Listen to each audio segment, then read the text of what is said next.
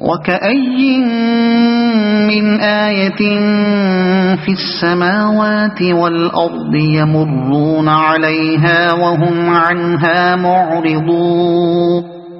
زمین اور آسمانوں میں کتنی ہی نشانیاں ہیں جن پر سے یہ لوگ گزرتے رہتے ہیں اور ذرا توجہ نہیں کرتے۔ زمین، اوپر کے 11 رکوعوں میں حضرت یوسف علیہ السلام کا قصہ ختم ہو گیا۔ اگر وحی الہی کا مقصد محض قصہ گوئی ہوتا تو اسی جگہ تقریر ختم ہو جانی چاہیے تھی، مگر یہاں تو قصہ کسی مقصد کی خاطر کہا جاتا ہے، اور اس مقصد کی تبلیغ کے لیے جو موقع بھی مل جائے اس سے فائدہ اٹھانے میں دریغ نہیں کیا جاتا۔ اب چونکہ لوگوں نے خود نبی کو بلایا تھا اور قصہ سننے کے لیے کان متوجہ تھے، اس لیے ان کے مطلب کی بات ختم کرتے ہی چند جملے اپنے مطلب کے بھی کہہ دیے گئے، اور غائب درجہ اختصار کے ساتھ ان چند جملوں ہی میں نصیحت اور دعوت کا سارا مضمون سمیٹ دیا گیا۔ اور ذرا توجہ نہیں کرتے، اس سے مقصد لوگوں کو ان کی غفلت پر متنبہ کرنا ہے۔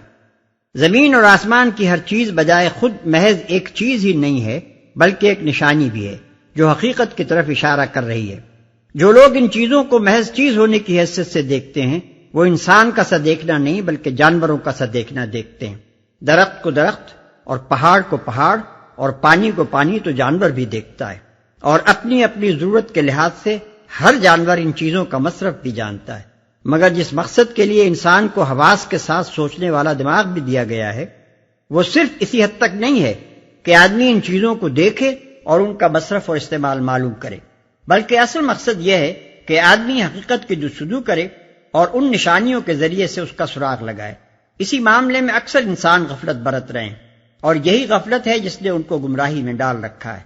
اگر دلوں پر یہ قفل نہ چڑھا لیا گیا ہوتا تو انبیاء کی بات سمجھنا اور ان کی رہنمائی سے فائدہ اٹھانا لوگوں کے لیے اس قدر مشکل نہ ہو جاتا۔ وَمَا يُؤْمِنُ أَكْثَرُهُم بِاللَّهِ إِلَّا وَهُم مُشْرِكُونَ، ان میں سے اکثر اللہ کو مانتے ہیں مگر اس طرح کہ اس کے ساتھ دوسروں کو شریک ٹھہراتے ہیں۔ یہ فطری نتیجہ ہے اس غفلت کا جس کی طرف اوپر کے فقرے میں اشارہ کیا گیا ہے۔ جب لوگوں نے نشان راہ سے آنکھیں بند کی تو سیدھے راستے سے ہٹ گئے اور اطراف کی جھاڑیوں میں پھنس کر رہ گئے۔ اس پر بھی کم انسان ایسے ہیں جو منزل کو بالکل ہی گم کر چکے ہوں اور جنہیں اس بات سے قطعی انکار ہو کہ خدا ان کا خالق و رازق ہے۔ بیشتر انسان جس گمراہی میں مبتلا ہیں وہ انکار خدا کی گمراہی نہیں بلکہ شرک کی گمراہی ہے، یعنی وہ یہ نہیں کہتے کہ خدا نہیں ہے، بلکہ اس غلط فہمی میں مبتلا ہیں کہ خدا کی ذات اور اس کی صفات، اختیارات اور حقوق میں دوسرے بھی کسی نہ کسی طرح شریک ہیں۔ یہ غلط فہمی ہرگز نہ پیدا ہوتی اگر زمین و آسمان کی ان نشانیوں کو نگاہ عبرت سے دیکھا جاتا جو ہر جگہ اور ہر آن خدائی کی وحدت کا پتہ دے رہی ہیں۔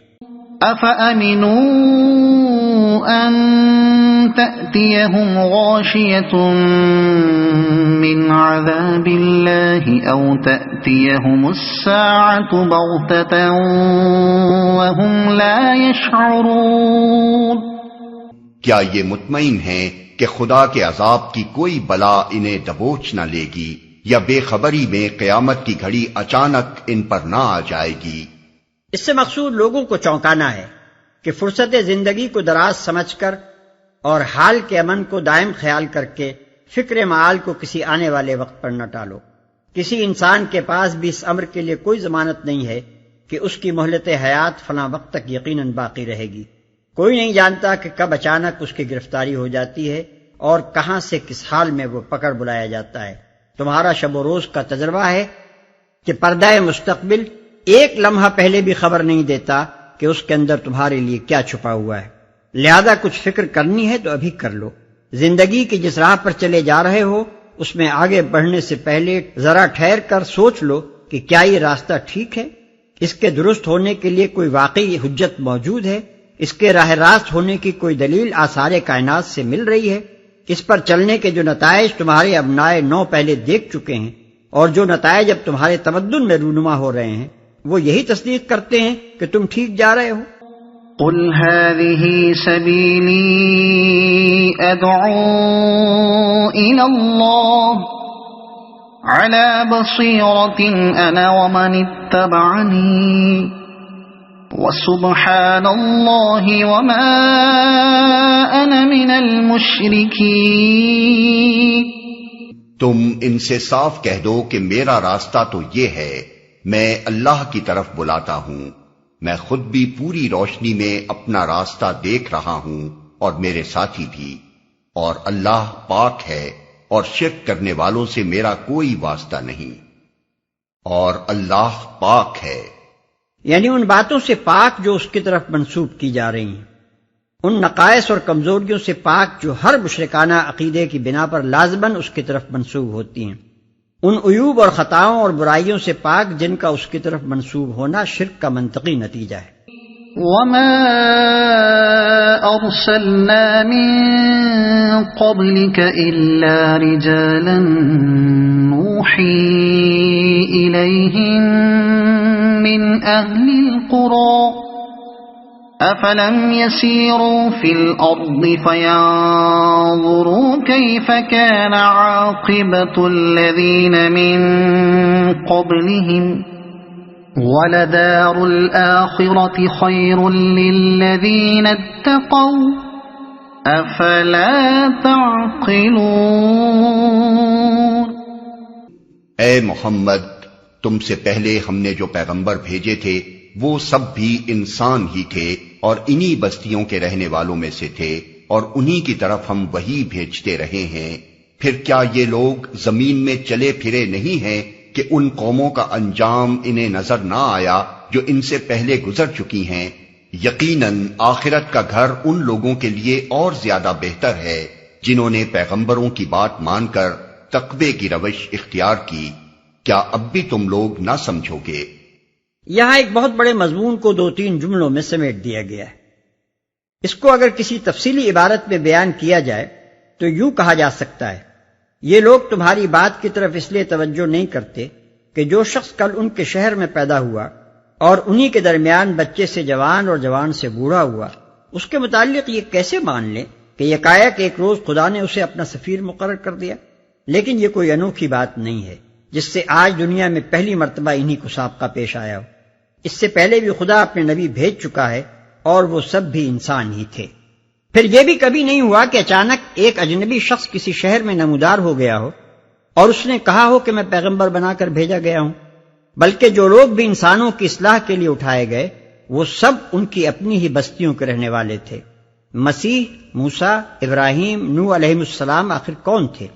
اب تم خود ہی دیکھ لو کہ جن قوموں نے ان لوگوں کی دعوت اصلاح کو قبول نہ کیا اور اپنے بے بنیاد تخیلات اور بے لگام خواہشات کے پیچھے چلتی رہیں، ان کا انجام کیا ہوا؟ تم خود اپنے تجارتی سفروں میں عاد، سمود، مدین اور قوم لوط وغیرہ کے تباہ شدہ علاقوں سے گزرتے رہے ہو، کیا وہاں کوئی سبق تمہیں نہیں ملا؟ یہ انجام جو انہوں نے دنیا میں دیکھا یہی تو خبر دے رہا ہے کہ عاقبت میں وہ اس سے بدتر انجام دیکھیں گے، اور یہ کہ جن لوگوں نے دنیا میں اپنی اصلاح کر لی وہ صرف دنیا ہی میں اچھے نہ رہے، آخرت میں ان کا انجام اس سے بھی زیادہ بہتر ہوگا. حتى إذا استيأس الرسل وظنوا أنهم قد كذبوا جاءهم نصرنا فنجي من نشاء ولا يرد بأسنا عن القوم المجرمين. پہلے پیغمبروں کے ساتھ بھی یہی ہوتا رہا ہے کہ وہ مدت و نصیحت کرتے رہے اور لوگوں نے سن کر نہ دیا، یہاں تک کہ جب پیغمبر لوگوں سے مایوس ہو گئے اور لوگوں نے بھی سمجھ لیا کہ ان سے جھوٹ بولا گیا تھا تو یکا یک ہماری مدد پیغمبروں کو پہنچ گئی. پھر جب ایسا موقع آ جاتا ہے تو ہمارا قاعدہ یہ ہے کہ جسے ہم چاہتے ہیں بچا لیتے ہیں، اور مجرموں پر سے تو ہمارا عذاب ٹالا ہی نہیں جا سکتا. لقد كان في قصصهم عبرة لأولي الألباب ما كان حديثا يفترى ولكن تصديق الذي بين يديه وتفصيل كل شيء وهدى ورحمة لقوم يؤمنون. اگلے لوگوں کے ان قصوں میں عقل و ہوش رکھنے والوں کے لیے عبرت ہے۔ یہ جو کچھ قرآن میں بیان کیا جا رہا ہے یہ بناوٹی باتیں نہیں ہیں، بلکہ جو کتابیں اس سے پہلے آئی ہوئی ہیں انہی کی تصدیق ہے، اور ہر چیز کی تفصیل، اور ایمان لانے والوں کے لیے ہدایت اور رحمت۔ ہر چیز کی تفصیل یعنی ہر اس چیز کی تفصیل جو انسان کی ہدایت و رہنمائی کے لیے ضروری ہے۔ بعض لوگ ہر چیز کی تفصیل سے مراد خواہ دنیا بھر کی چیزوں کی تفصیل لے لیتے ہیں، اور پھر ان کو یہ پریشانی پیش آتی ہے کہ قرآن میں جنگلات اور طب اور ریاضی اور دوسرے علوم و فنون کے متعلق کوئی تفصیل نہیں ملتی۔